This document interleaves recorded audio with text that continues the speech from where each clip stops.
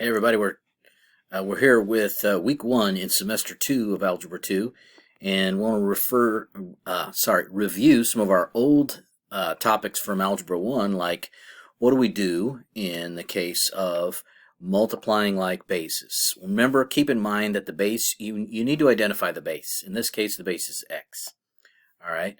You also need to keep in mind that the coefficients are the numbers in front. So when you're multiplying these things together, you want to multiply the coefficients. Well, that's not too hard, right? 1 times 1 is 1. And then add the exponents. So that's where we get a 1 in front. But remember, we don't write the 1 if we know that it's already there. So x to the 18th is our final answer. Question 2. All right. Once again, look at those coefficients, right? 1, 1, 1. Still the product of those is 1. And then add the exponents 5, 3, and 6 and get 14. So x to the 14th is the final answer on that. Well, if you look at the next example, I want you to realize that the base here is 8. 8 is not a coefficient. The coefficients in front of these things are still 1s. So 1 times 8 to the 6th, 1 times 8 to the 10th. So when we multiply the coefficients together, still get 1 for the coefficient, times 8, and then you add the exponents, the 6 and the 10, and that's where we get the 16th power. Okay, well, what happens when we're talking about power of a power? That's something you haven't talked about in a while, maybe. Okay, well, that gets distributed to all the exponents on the inside. So the negative 3 right here has a coefficient of 1. It's really like negative 3 to the first. Okay, so 4 times 1 makes that exponent a 4. Okay, let's pick a different color. And then 4 times 8 is 32. Well, we can simplify this part, negative 3 to the 4th power. That's like saying 9 times 9, right? Because you got negative 3 squared times negative 3 squared. That's 81. I know it's going to be a positive, not a negative, because we have an even number of negative signs. When you have 4 negative signs, they're going to cancel each other out. Okay, so what about this one? The coefficient's a 1, so 1 to the 5th, that's kind of boring. That's just 1. But then you have 19 times 5, which is 95. So I wrote it like this, thinking, I don't know why I did, but my question to you is this the same thing? Is x to the 5th to the 19th power going to give you the same result? And the answer is yes, because you're multiplying the exponents together. So that's where you get x to the 95th. Okay, question 6 here. We can distribute the exponent, right? You've got that 3 to the 1st power, and when you multiply by 5, you get 3 to the 5th, which is 243, and then y to the 5th, because 5 times 1 is 5, so that's that exponent, so there's nothing more you can do with that.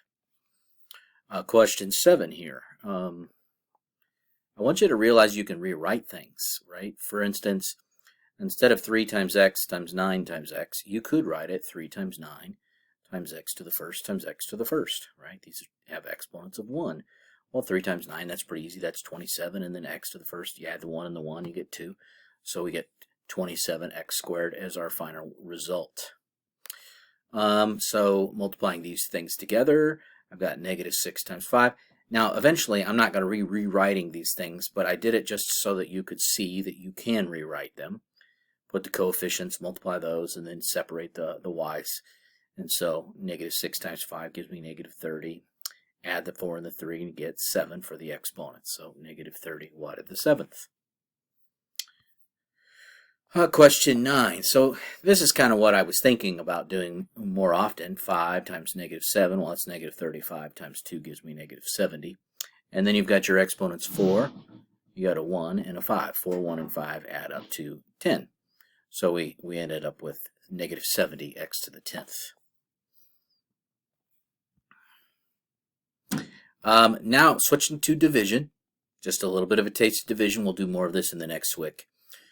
Just like we did before, we take the coefficients, and in this case, the coefficients get divided instead of multiplied.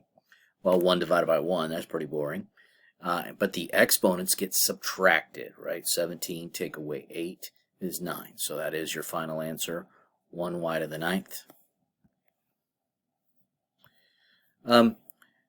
Something else we'll get into later this week, but for reasons I can't really explain, this is more in the Algebra 2 stuff instead of review, which is what we're doing in Swyk 1 and Swyk 2 of this part. Find the square roots of 81. Another good way to say that would be